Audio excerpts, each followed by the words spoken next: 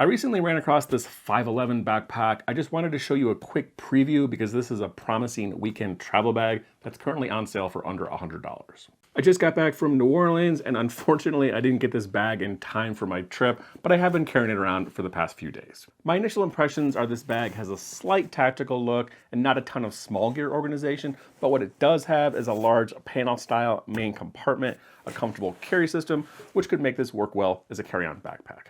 It's also really close to personal item size if you underpack it. The 18-inch length and 12-inch width are gonna fit inside a personal item sizer box. This is an 18 by 14 by 8 sizer box, pretty common size for budget airlines, at least in the US. I did take everything out of the front panel here because the 9-inch width is a little bit too tight, but underpacked, this bag actually fits in there pretty nicely. Listed capacity on this bag is 30 liters, which would be really good for those dimensions.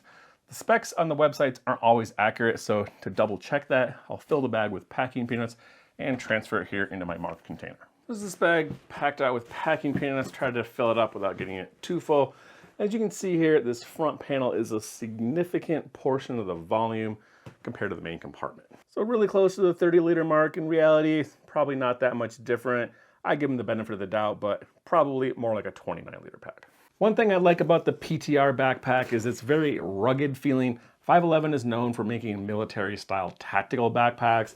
This one has some of that with the MOLLE webbing here on the front, but it's really not over the top.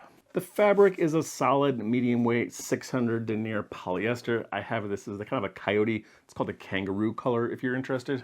Large white KK zips, really smooth. This one has these colorful pull tabs.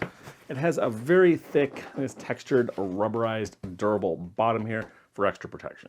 The top corners in the front panel are a couple of pieces of mesh. This isn't that thin, stretchy stuff. This is kind of a really thick, durable, thick mesh. However, it's breathable and you can see right through it. This is intended to be air ventilation. This front pocket is designed to be a shoe compartment because this is originally intended to be a gym bag. The outside of this pack is a fairly simple design. This bag really actually only has 2 pockets. It does look a little bit busy on the outside though, because there's a lot of loops and attachment points. The front here is those 3 rows of that MOLLE webbing, so you can loop a little pouch on here or something. The top 2 are Velcroed, so you can attach large patches. There's a bunch of other fabric loops on the outside, 2 over here, 2 on the other side, and then 2 up top. You can use these for just attaching gear, or you can do what I do sometimes with backpacks, and run some shock cord through here for attaching gear on the front.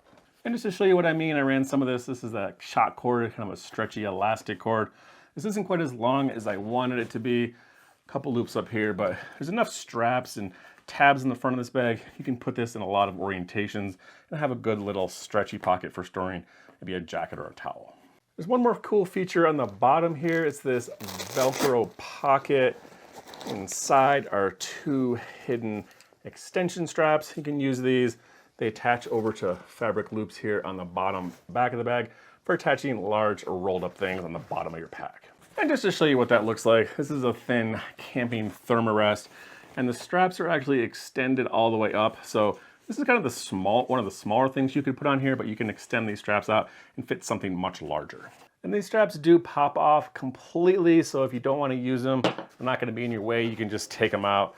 Pocket, you could use it for something. It does have a Velcro strap, but it's not really super useful because the pocket points down.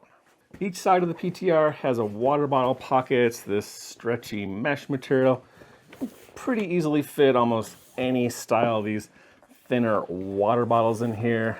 However, try to get one of these kind of fatter Nalgene style bottles and it's really, really tight to get it in there. So that's pretty much it for the external features on this bag. Again, there's not really any small gear organization on the outside. There's no top slash pocket or any kind of front small organizational pockets. There's actually only 2 zippers. There's the large main compartment in this main zipper here, and then this smaller top zipper that opens up into this front panel.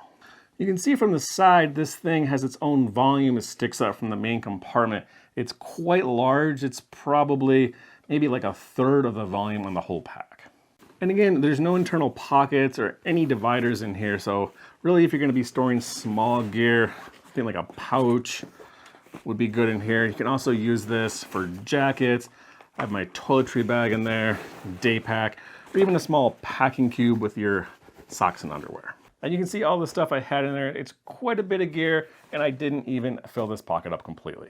And again, if you're trying to pack this as a personal item, this is kind of how you have to pack it. You can't really put anything in this front compartment, or it's gonna be too thick to fit in the sizer.